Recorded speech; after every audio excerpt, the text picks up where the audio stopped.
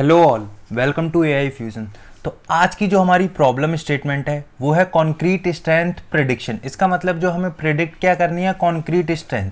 जैसे कि हमें पता है कि सिविल इंजीनियरिंग में कॉन्क्रीट जो होता है वो बहुत ही इंपॉर्टेंट मटेरियल होता है। अगर हमें कोई भी ब्रिज बनाना है, कोई भी बिल्डिंग बनानी है या फिर कंस्ट्रक्शन से रिलेटेड कोई और काम करना है, तो वहाँ पे अगर हमारी जो कॉन्क्रीट है अगर उसकी स्ट्रेंथ अच्छी नहीं है तो वो जो बिल्डिंग होगी वो कभी भी टूट सकती है। तो इसीलिए हमारी जो कॉन्क्रीट स्ट्रेंथ होती है वो बहुत ही ज़्यादा इंपॉर्टेंट होती है।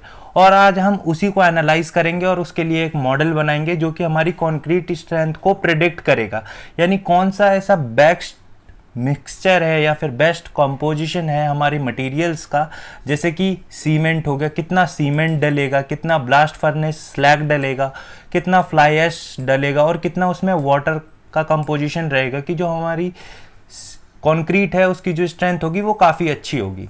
तो इसके लिए हम क्या करते हैं, इसके लिए हम अपनी बेसिक 4 लाइब्रेरीज को इंपोर्ट कर लेते हैं पाइथन की, जो कि हम किस लिए यूज़ कर रहे हैं, डेटा प्री प्रोसेसिंग के लिए, डेटा विजुअलाइजेशन के लिए और मैथमेटिकल कैलकुलेशन के लिए। यानी जो भी हमारा डेटा सेट है उसके ऊपर जो भी हमें मैथमेटिकल ऑपरेशंस करने हैं उसके लिए हम बेसिक 4 लाइब्रेरीज इंपोर्ट कर रहे हैं। तो हम इसे रन कर लेते हैं और इसके बाद हम क्या करते हैं, अपने हम डेटा सेट को इंपोर्ट करते हैं। तो जैसे कि हमें यहाँ दिख रहा है कि ये .xls में हमारा डेटा है, तो हम यहाँ pd.read csv नहीं, read excel यूज़ करेंगे अपने डेटा को इंपोर्ट करने के लिए।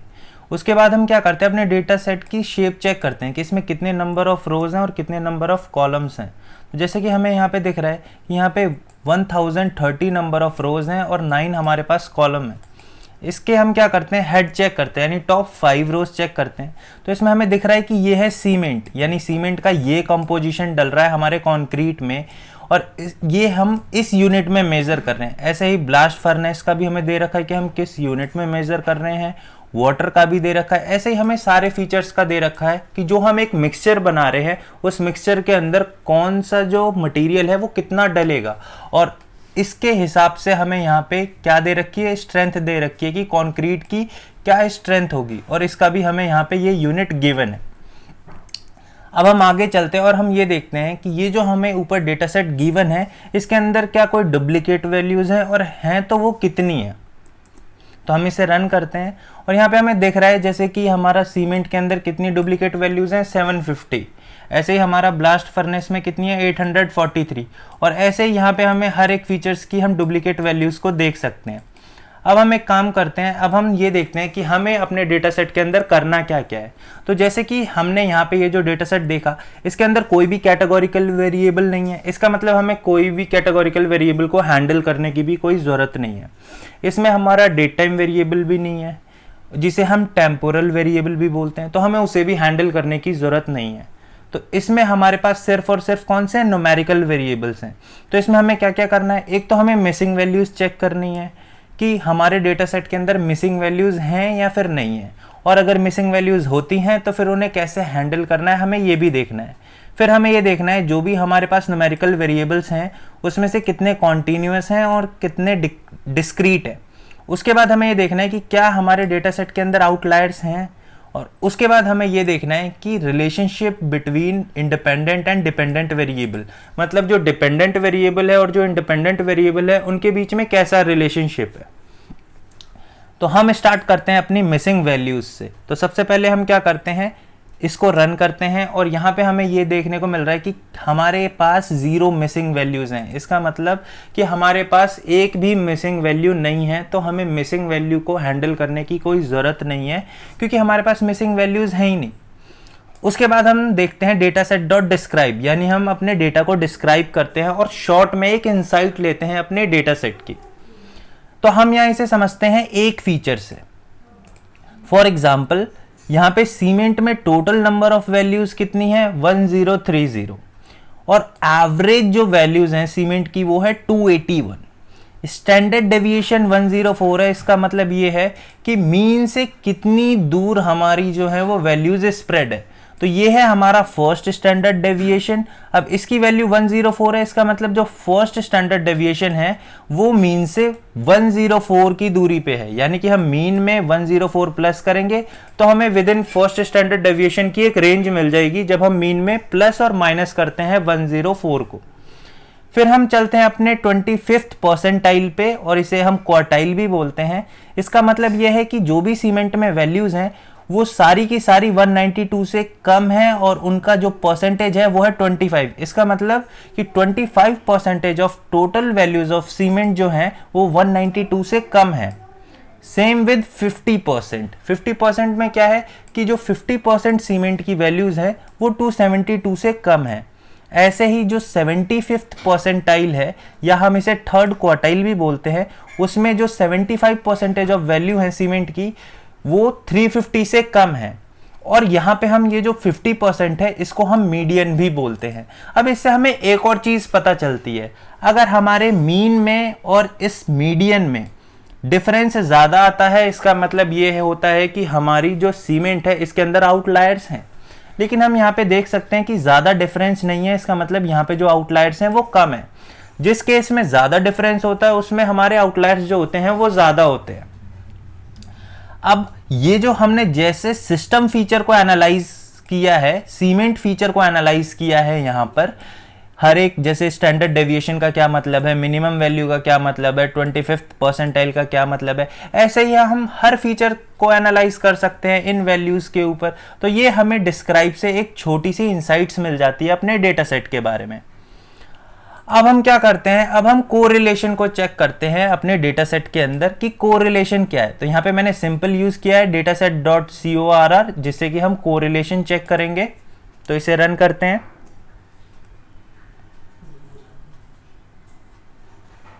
तो यहाँ पे हम जैसे कि देख सकते हैं, यहाँ पे हमें कोरिलेशन का एक ग्राफ मिल गया है, जिसमें 1 का मतलब है कि पॉजिटिव कोरिलेशन है, और यहाँ पे ये जो -0.6 है इसका मतलब है नेगेटिव कोरिलेशन, यानी जो ब्लू वाला कलर है वो नेगेटिव कोरिलेशन को शो कर रहा है और रेड कलर पॉजिटिव को। तो यहाँ पे जैसे कि हमें देख सकते हैं, हमें इस कोरिलेशन के अंदर 0.079 -0.01, और इवन हम यहाँ पे भी देखें तो 0.5, 0.13, 0.11, 0.29, यानी ये सारे जो फीचर्स हैं उनका रिलेशनशिप है स्ट्रेंथ से, कॉन्क्रीट स्ट्रेंथ से। तो हमें यहाँ पे ये कोरिलेशन का जो ग्राफ है वो देख के पता चला है कि जो भी इंडिपेंडेंट वेरिएबल्स है उनके बीच में मोर देन 60% कोरिलेशन नहीं है, यानी 60% से कम ही कोरिलेशन है। इसलिए हम ड्रॉप नहीं करेंगे किसी भी वेरिएबल को, किसी भी इंडिपेंडेंट फीचर को। और इवन जो हमने सेकेंड इनसाइट देखी वो ये थी कि कोई भी इंडिपेंडेंट फीचर जो है उन सबका कोरिलेशन डिपेंडेंट वेरिएबल से 11% से ज़्यादा ही है। तो यहाँ पे हम किसी भी इंडिपेंडेंट वेरिएबल को ड्रॉप नहीं करेंगे, बिकॉज एक तो हमारे पास वेरिएबल्स, इंडिपेंडेंट वेरिएबल्स ही कम है, सिर्फ 8 हैं। तो यहाँ पे अगर हम ड्रॉप कर देते हैं तो हम कुछ ना कुछ इंफॉर्मेशन को लूज कर देंगे। तो अब आ जाते हैं, जैसे कि हमने ये देखा था कि डेटा सेट में हमारे सिर्फ और सिर्फ न्यूमेरिकल वैल्यूज हैं, तो हम क्या करते हैं, अपने डिस्क्रीट वैल्यूज को एक्सट्रैक्ट करते हैं अपने पूरे डेटा सेट में से। तो मैं यहाँ पे क्या कह रहा हूँ, for feature in data set dot columns, अगर जो यूनिक वैल्यूज हैं अगर वो लेस देन 15 होती हैं मेरे कौन से किसी भी फीचर के अंदर डेटा सेट के, तो मैं उसे डिस्क्रीट फीचर वाले एक वेरिएबल में डाल रहा हूँ, और उसके बाद मैं पूरे अपने डिस्क्रीट फीचर की लेंथ काउंट कर रहा हूं कि टोटल कितने ऐसे डिस्क्रीट फीचर है मेरे डेटा सेट में। तो जैसे कि यहां हम देख सकते हैं सिर्फ और सिर्फ एक डिस्क्रीट फीचर है, और हम वो देखते हैं कि वो डिस्क्रीट फीचर कौन सा है, तो वो है एज डे। तो अगर मैं अपने डेटा सेट में जाऊं तो ये वाला जो फीचर है हमारा एज डे, ये मेरा है डिस्क्रीट फीचर, ये फीचर। तो ये फीचर है डिस्क्रीट फीचर। अब हम वापस से आ जाते हैं नीचे और हम चलते हैं अपने नेक्स्ट स्टेप पे।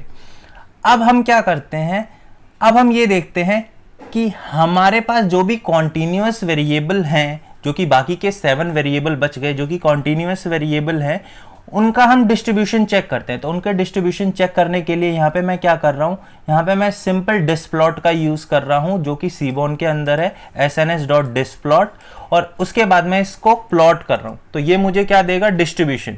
तो यहाँ पे हम देख सकते हैं ये मुझे एक डिस्ट्रीब्यूशन देना है, यानी कि एक हिस्टोग्राम दे रहा है विद एक कर्नल डेंसिटी के साथ, यानी ये प्रोबेबिलिटी डिस्ट्रीब्यूशन भी दे रहा है मेरे को हिस्टोग्राम के साथ, और यहाँ पे ये स्क्यूनेस भी दे रहा है कि ये कितने परसेंटेज स्क्यूनेस है। जैसे इसमें 51 है, इसमें 80% है, इसमें 54% है, इसमें सिर्फ और सिर्फ 7% स्क्यूनेस है, इसमें 90% स्क्यूनेस है और इसमें सिर्फ 4% स्क्यूनेस है, इसमें 50% है और कॉन्क्रीट कॉम्प्रेसिव स्ट्रेंथ में हमारी सिर्फ 42% हमारी जो है स्क्यूनेस है। उसके बाद मैं क्या करता हूँ, उसके बाद जैसे कि मुझे ये तो पता ही है कि मिसिंग वैल्यूज़ तो है ही नहीं मेरे डेटा सेट के अंदर, तो मैं यहाँ पे क्या कर रहा हूँ कि अगर ज़ीरो जो है, ये ज़ीरो अगर मेरे फीचर के अंदर होता है, अगर ये ज़ीरो मेरे किसी भी फीचर में होता है तो मैं उसे कर रहा हूँ पास। ये पास मैं क्यों कर रहा हूँ, बिकॉज जो ये जो लॉग होता है अगर मैं ये ज़ीरो पे अप्लाई करता हूँ तो ये अनडिफाइंड होता है और इसीलिए मैं अगर ज़ीरो है मेरे फीचर के अंदर तो मैं यहाँ पे यूज़ कर रहा हूँ पास और अदरवाइज मैं लॉग अप्लाई कर रहा हूँ सबके ऊपर। और उसके बाद मैं बॉक्स प्लॉट, यहाँ पे बॉक्स प्लॉट से क्या चेक कर रहा हूँ, आउटलायर्स, क्या मेरे डेटा सेट के अंदर आउटलायर्स हैं या फिर नहीं है। तो हम इसे करते हैं रन। तो यहाँ पे हम जैसे कि देख सकते हैं इसमें थोड़े बहुत आउटलायर्स हैं, यहाँ पे भी एक दो आउटलायर्स हैं और यहाँ पे भी हमारे कॉन्क्रीट कॉम्प्रेसिव स्ट्रेंथ में भी आउटलायर्स हैं। अब हम क्या करते हैं, यहाँ पे मैं scipy.stats एज स्टैट इसको इंपोर्ट कर रहा हूँ और पाइलैब को इंपोर्ट कर रहा हूँ। तो इसे हम रन करते हैं और उसके बाद फिर मैं यहाँ पे क्या कर रहा हूँ, अगेन सेम चीज़, अगर ज़ीरो होता है मेरे फीचर के अंदर तो मैं कर रहा हूँ उसे पास और फीचर इक्वल्स टू एज डे होता है तो भी मैं उसे कर रहा हूँ पास। क्यों, क्योंकि जो एज डे है वो मेरा डिस्क्रीट फीचर है। उसके बाद मैं क्या कर रहा हूँ, बाकी फीचर्स पे मैं लॉग अप्लाई कर रहा हूँ। अब ये मैं लॉग अप्लाई क्यों कर रहा हूँ वो देखते हैं। देखो गाइज, जब भी हमारा जो फीचर होते हैं या कोई भी डिस्ट्रीब्यूशन है वो स्क्यूड होता है तो अगर मैं उस पर लॉग अप्लाई करता हूँ ना तो वो मेरा चेंज हो जाता है नॉर्मल डिस्ट्रीब्यूशन में। इसीलिए मैं यहाँ पे सारे फीचर्स पे लॉग अप्लाई कर रहा हूँ, लेकिन हमें डिस्क्रीट फीचर का तो डिस्ट्रीब्यूशन ही चेक नहीं करना होता, तो इसलिए उसको मैंने यहाँ पे पास यूज़ किया है। और उसके बाद जस्ट मैं उसे क्या कर रहा हूँ, हिस्टोग्राम प्लॉट कर रहा हूँ और यहाँ पे मैं यूज़ कर रहा हूँ QQ प्लॉट, ताकि QQ प्लॉट से मैं ये चेक कर सकूं कि लॉग अप्लाई करने के बाद क्या वो नॉर्मल डिस्ट्रीब्यूशन में चेंज हो रहा है या फिर नहीं हो रहा। तो यहाँ पे हम जैसा देख सकते हैं कि हम QQ प्लॉट से चेक कैसे करते हैं कि ये नॉर्मल डिस्ट्रीब्यूशन में चेंज हुआ है या फिर नहीं हुआ है। तो ये जो हमें ब्लू कलर का कर्व दिख रहा है, अगर ये रेड वाली लाइन पे बिल्कुल परफेक्ट मैच करता है, इसका मतलब ये नॉर्मल डिस्ट्रीब्यूशन पे चेंज हो चुका है। तो यहाँ पे हमें क्या दिख रहा है कि ये जो ये वाला फीचर है, वाटर फीचर है, ये सही से मैच नहीं हुआ है। ऐसे ही हमें कौन सा फीचर दिख रहा है, ये फीचर दिख रहा है फाइन एग्रीगेट, ये भी सही से मैच नहीं हुआ है। ये कॉन्क्रीट कॉम्प्रेसिव स्ट्रेंथ है, ये भी सही से मैच नहीं हुआ है। तो हम यहाँ पे क्या करेंगे, यहाँ पे ये है हमारा डेटा सेट और अब हम आ गए हैं फीचर इंजीनियरिंग पे। मतलब हमने अब सब कुछ एनालाइज कर लिया अपने डेटा के बारे में कि इसमें कितने न्यूमेरिकल वेरिएबल हैं, इसमें मिसिंग वैल्यूज हैं या फिर नहीं है, सब कुछ। तो अब हम फीचर इंजीनियरिंग पार्ट पे आ गए हैं। तो अब हम यहाँ पे क्या कर रहे हैं, जैसे कि अभी अभी ऊपर हमने एनालाइज किया कि जैसे ही हम लॉग अप्लाई कर रहे हैं तो कुछ ऐसे फीचर्स हैं जिसमें लॉग सही से काम नहीं कर रहा। तो जिसमें सही से लॉग काम नहीं कर रहा, जस्ट उन फीचर्स को मैं क्या कर रहा हूँ, उन पे मैं ये लॉग अप्लाई नहीं कर रहा। तो उन फीचर्स को यहाँ पे मैंने लिख के सिर्फ पास कर दिया है और जो भी फीचर बच जाते हैं उन सब पे मैं क्या कर रहा हूँ, लॉग अप्लाई कर रहा हूँ। अब यहाँ पे मैंने log 1p इसलिए यूज किया है, जो मैंने बोला था अगर मेरे डेटा सेट के अंदर जीरो होते हैं तो वो अनडिफाइंड हो जाता है मेरा लॉग। तो अब ये उन जीरोस को ऑटोमेटिकली हैंडल कर लेता है ये log 1p। तो हम इसे करते हैं रन। उसके बाद मैं यहाँ पे क्या कर रहा हूँ, उसके बाद यहाँ पे मैंने फर्स्ट क्वार्टाइल फाइंड किया है जो कि हमने स्टार्टिंग में डिस्क्राइब में देखा था। उसके बाद मैंने थर्ड क्वार्टाइल फाइंड किया है। उसके बाद मैंने इंटर क्वार्टाइल रेंज निकाल रहा हूँ और फिर मैं उससे प्रिंट कर रहा हूँ कि मेरी इंटर क्वार्टाइल रेंज क्या होगी।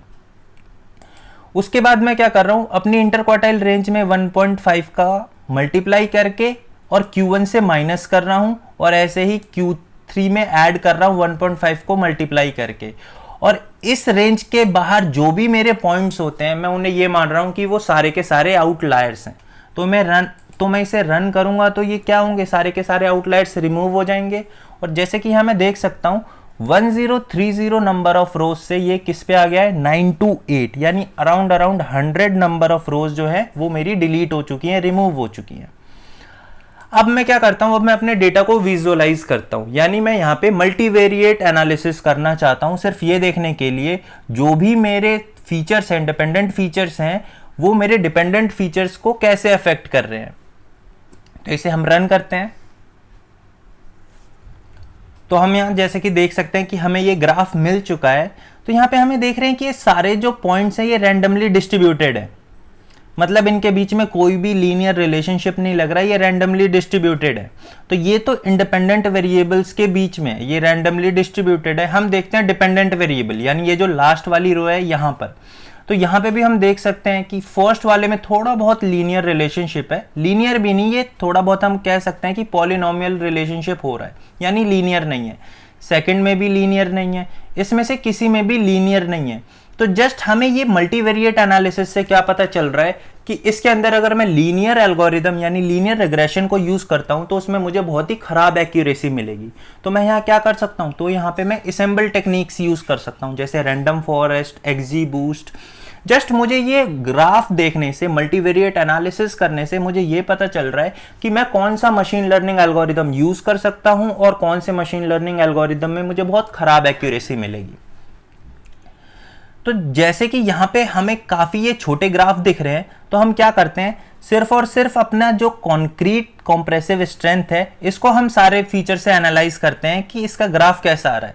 यानी अगर मैं इन शॉर्ट बोलूं तो ये जो लास्ट वाला कॉलम है मैं जस्ट इसको प्रिंट कर रहा हूं।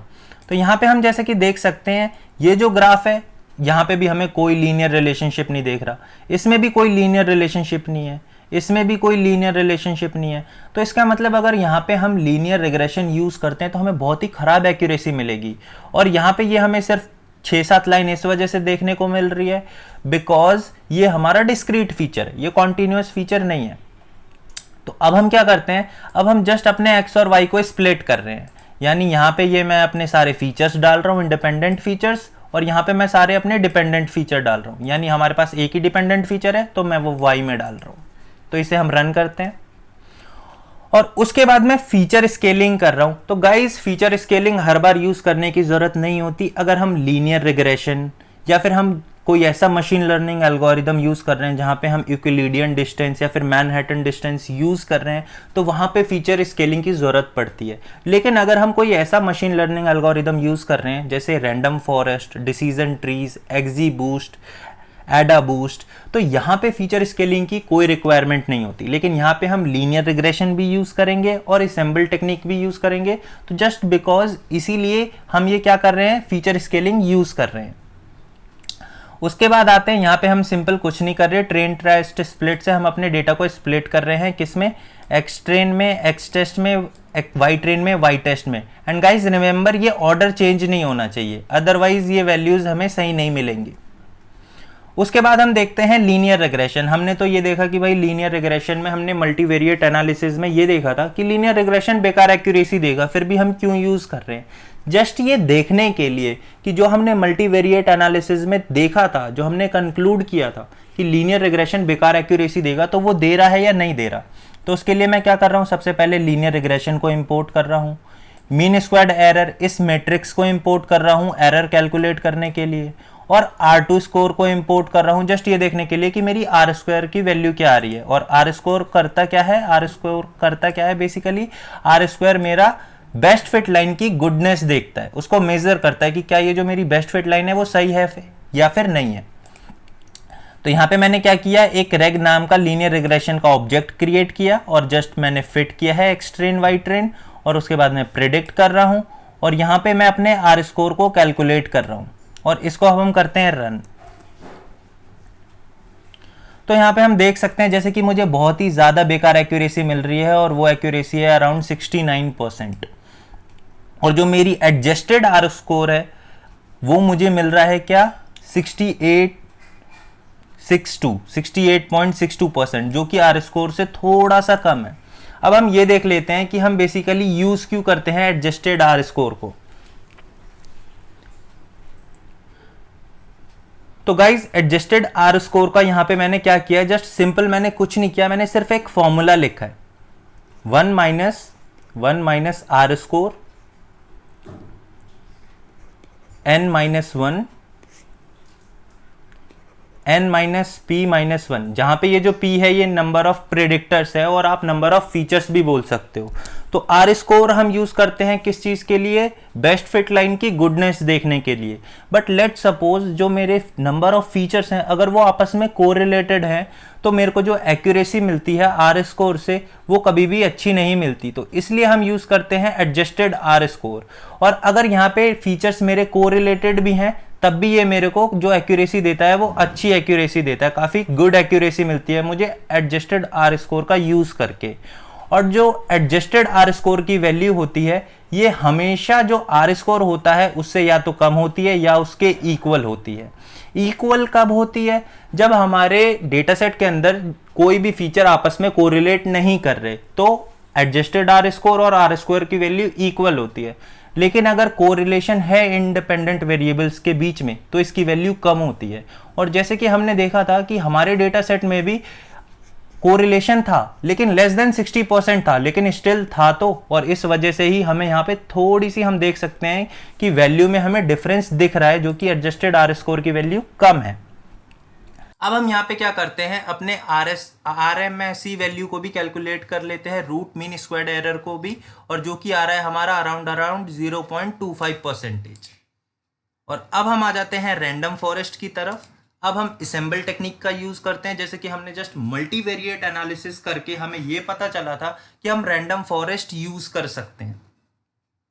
तो हम क्या करते हैं, सिंपल रैंडम फॉरेस्ट रिग्रेसर को इंपोर्ट कर रहे हैं और उसके बाद हम रैंडम फॉरेस्ट का एक क्या कर रहे हैं, सिंपल एक यहाँ पे ऑब्जेक्ट क्रिएट कर रहे हैं और simple just fit X train Y train और फिर वाई प्रेड निकाल रहे हैं, आर स्कोर की वैल्यू निकाल रहे हैं यानी आर स्क्वायर निकाल रहे हैं और उसे हम प्रिंट कर रहे हैं। और उसके बाद सिंपल जो अभी हमने ऊपर जस्ट फॉर्मूला अप्लाई किया है 1 minus R adjusted R score का जो भी फॉर्मूला था जस्ट वो फॉर्मूला लिखा है। तो यहाँ पे हमें आर स्कोर और एडजस्टेड आर स्कोर की वैल्यू मिल जाएगी। तो यहाँ पे हमें जैसे कि दिख रहा है एक आ रही है 87% और एक मिल रही है हमें 87%, थोड़ी सी कम मिल रही है 87.6 और ऊपर वाली है 87.7, सिर्फ इतना फर्क है। उसके बाद हम RMSE को कैलकुलेट करते हैं तो 0.15, तो ये भी ऊपर से हमारा थोड़ा सा कम है, ऊपर हमारा 25 था। और अगर हमें हाइपर पैरामीटर ट्यूनिंग कर रही है रैंडम फॉरेस्ट के साथ तो यहाँ पर ये मैंने यहाँ पे इसके सारे पैरामीटर्स लिख दिए, जो भी हम रैंडम फॉरेस्ट के अंदर पैरामीटर्स यूज करते हैं वो सारे के सारे हमने यहाँ पे लिख दिए।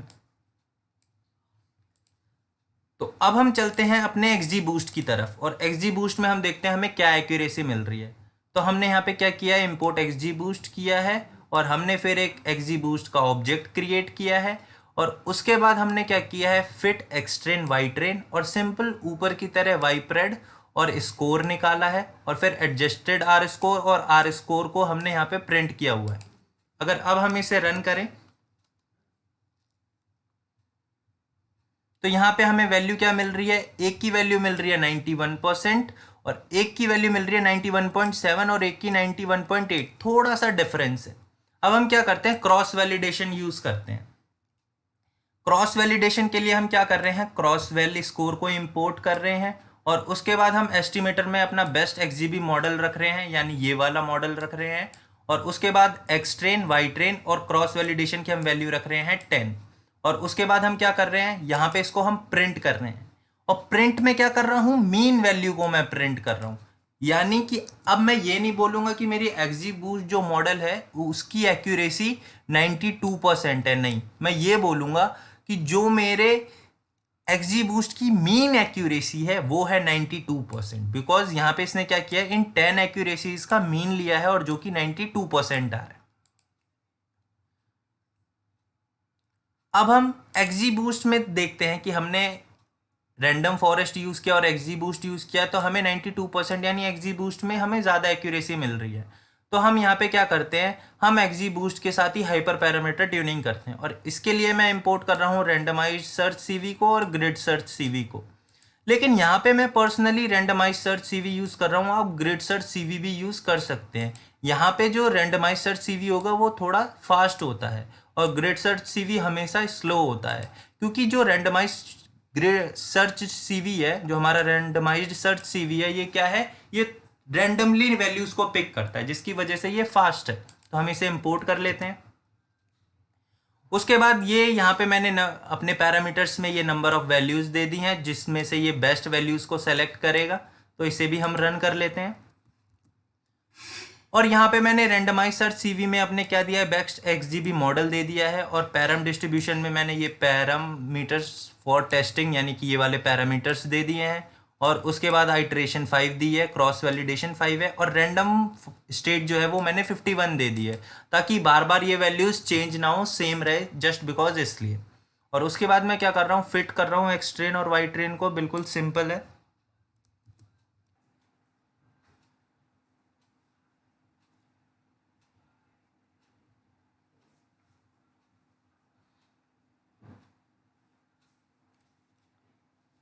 तो यहाँ पे ये हमारा एक्सजी बूस्ट, जैसे कि हम देख सकते हैं कि ये थोड़ा टाइम ले रहा है अपने बेस्ट पैरामीटर्स को सर्च करने के लिए, तो हम थोड़ा सा वेट कर लेते हैं। तो यहाँ पे हम जैसा देख सकते हैं कि यहाँ पे ये हमारा रन हो चुका है, और ये हमारे जो हमारे पैरामीटर्स थे, जो हमने पैरामीटर्स ऊपर दिए थे, ये हमारा इसने फिट किया है। अब हम क्या करते हैं, अपने जो हमारे बेस्ट एस्टिमेटर्स थे, जो हमारे बेस्ट पैरामीटर्स थे, उन्हें हम प्रिंट कर लेते हैं।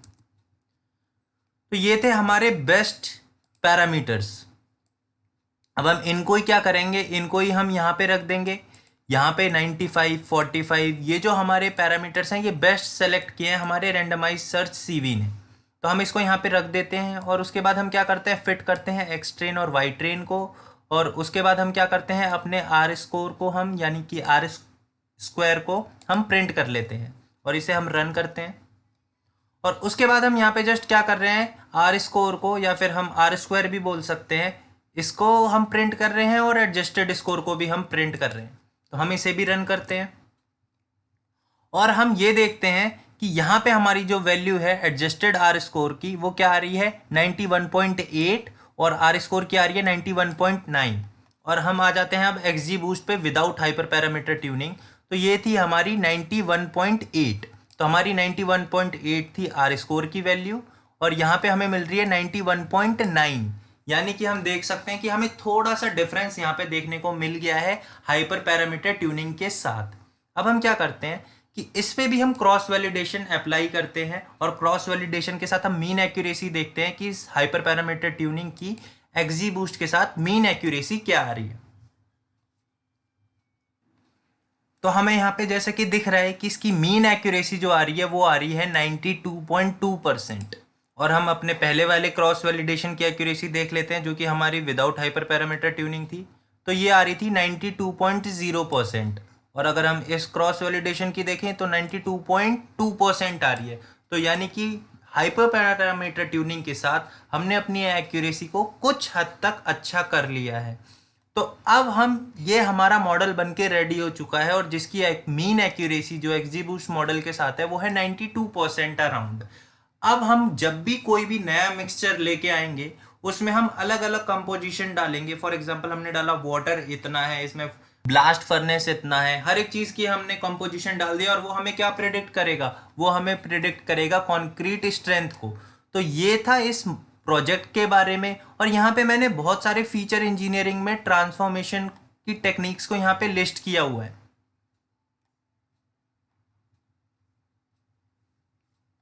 जैसे यहाँ पे मैंने अभी अप्लाई किया था लॉगरिथमिक ट्रांसफॉर्मेशन। आप लोग यहाँ पे डिफरेंट डिफरेंट ट्रांसफॉर्मेशन अप्लाई कर सकते हो, रेसिप्रोकल ट्रांसफॉर्मेशन भी अप्लाई कर सकते हो, स्क्वायर रूट ट्रांसफॉर्मेशन भी अप्लाई कर सकते हो। यहाँ पे आप लोग एक और चीज़ कर सकते हो, जैसे यहाँ पर मैंने क्या यूज़ किया है, यहाँ पे मैंने डायरेक्ट लॉग यूज़ किया है। आप यहाँ पे सॉरी नॉट यहाँ पे मैंने डायरेक्ट log 1p यूज़ किया हुआ है। आप एक काम करना, आप यहाँ पे जस्ट एलिफ, और यहाँ पे आप सिंपल यूज़ करना इफ 1 नॉट 1, इफ 0 होता है किसके अंदर, in data set dot feature dot unique. अगर इसके अंदर हमारा डेट 0 होता है तो हमें क्या करना है, सिर्फ और सिर्फ पास करना है। यानी अगर 0 होता है इसके अंदर, किसके अंदर, मेरे किसी भी फीचर के अंदर, तो हम पास कर रहे हैं। और यहाँ पे हम log 1p की जगह सिर्फ log यूज़ करें तो हम ये देखेंगे कि जो हमारी एक्यूरेसी है वो बहुत हद तक इंक्रीज हो जाएगी, थोड़ी बहुत इंक्रीज हो जाएगी। ये मैंने ट्राई किया था, आप लोग भी इसे ट्राई करके देख सकते हो कि एक्यूरेसी जो है वो इंक्रीज हो रही है या फिर नहीं हो रही है। और कमेंट में इसका रीज़न भी लिखना कि वो एक्यूरेसी क्यों इंक्रीज हो रही है या फिर डिक्रीज हो रही है तो क्यों डिक्रीज हो रही है। तो आज के प्रोजेक्ट में बस इतना ही। अब हम मिलेंगे नेक्स्ट वीडियो में किसी और प्रोजेक्ट के साथ। So thank you all for watching this video.